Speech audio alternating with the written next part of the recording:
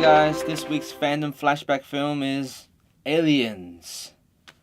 Now I got to see a rare archival 17mm film print of Aliens at the Ritz Cinema. Man, I can tell you, that was amazing. The sound was just so sharp. My ears were reverberate, like the eardrums, like were reverberated from the sharpness of the film. If you get a chance to see a film print, go see it, people. But what can I say that hasn't been said about Aliens? It's a sequel to the 1979 Ridley Scott classic Alien. This time directed by James Cameron. It was young James Cameron. He just came off making The Terminator.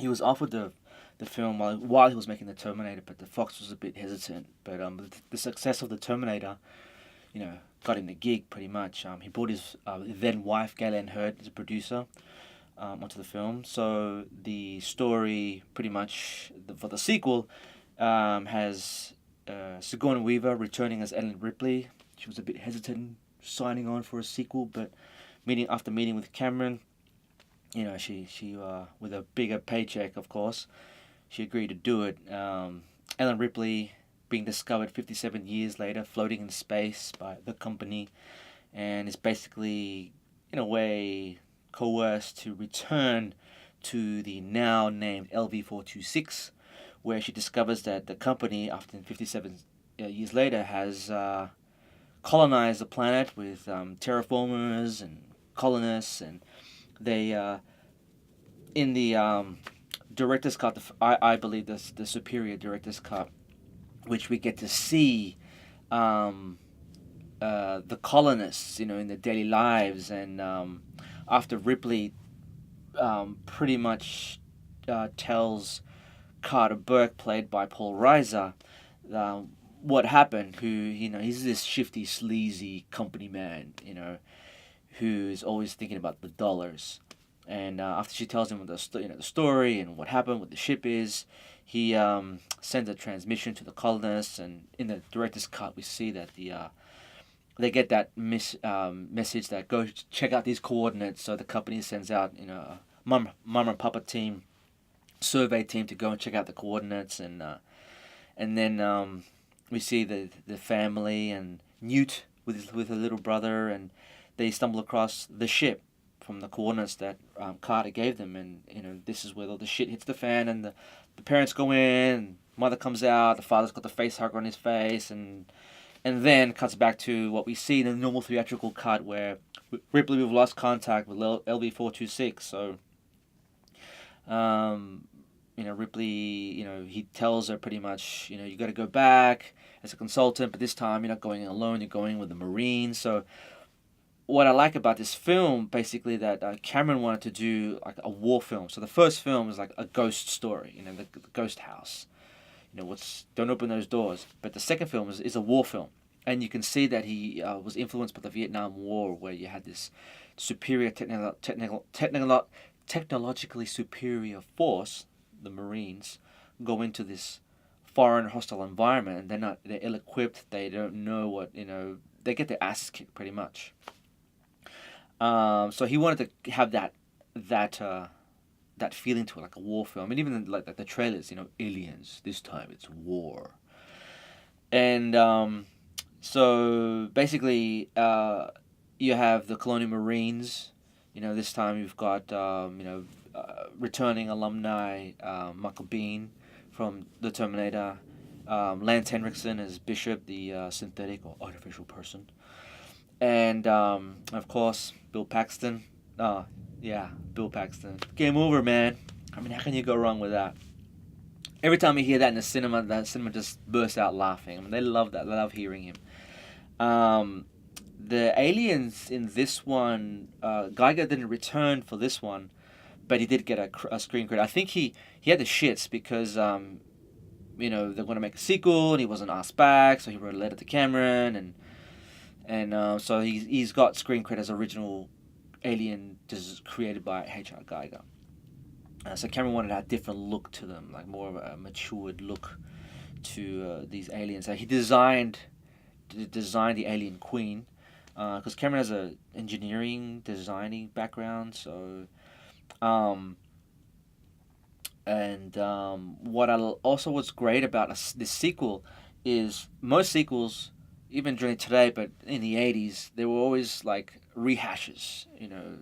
Part two, it's like a retread of what you've already seen. But what was interesting about this one was that it's not a rehash. Like you see Ripley's journey in the first one, she used her wits to survive, outwitted the alien, and trauma. And this one, she's plagued by nightmares of having a chest burster. Like she's mentally scarred by the incident, and going back to the planet. It's a big journey for her. And in the director's cut, you see when she lands back on the planet, Hicks waiting for her at the south entrance, and she's hesitant to enter, and he's like, it's okay, come on in. And you could see in her face, like, why am I here? Or do I have to? Why have to?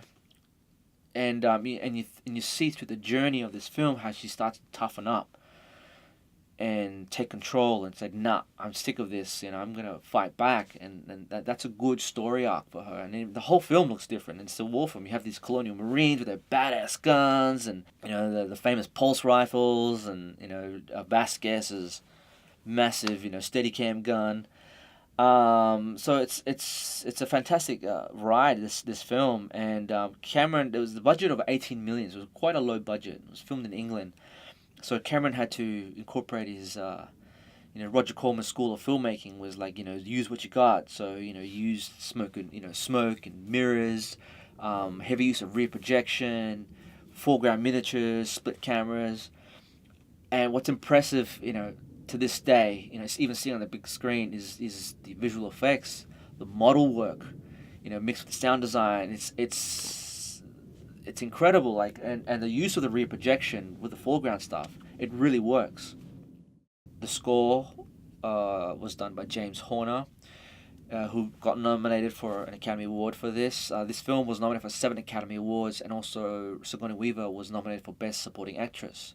So at the time, '86, like this was like for a science fiction horror film and Best Actor category. It's pretty rare. Horner did the score in 4 days. It was pretty tumultuous in a relationship between Cameron and Horner, and they actually used some of Jerry Goldsmith's score from Alien in certain sequences towards the end of the film because Horner couldn't keep up and Cameron wasn't happy with some of the score.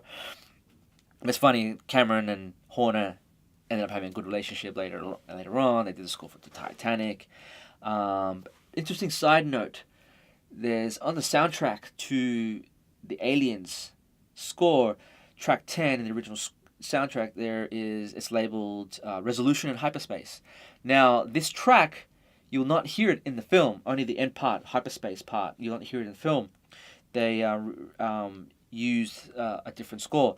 Now, this track was actually used in 1998's Die Hard, right at the end when Al Powell shoots is it Carl? The big blonde dude, shoots him and the camera pans down, you see Carl reveal that he's the one who shot him. That score is from Aliens, the original soundtrack. And then the hyperspace sleep sequence in Aliens when they're going to go back to sleep is actually used at the end where in Die Hard when the cab driver says, if this is the idea of Christmas, I'm gonna be here for New Year. That they use the Aliens score. So have a listen to it. Another interesting side note: the processing station that they used in Aliens was reused in 1989 Tim Burton's 1989 Batman for the Axis chemical plant. Fantastic film, Aliens. See the director's cut. It's it's a much longer film, and I think it's superior. And so see you next time.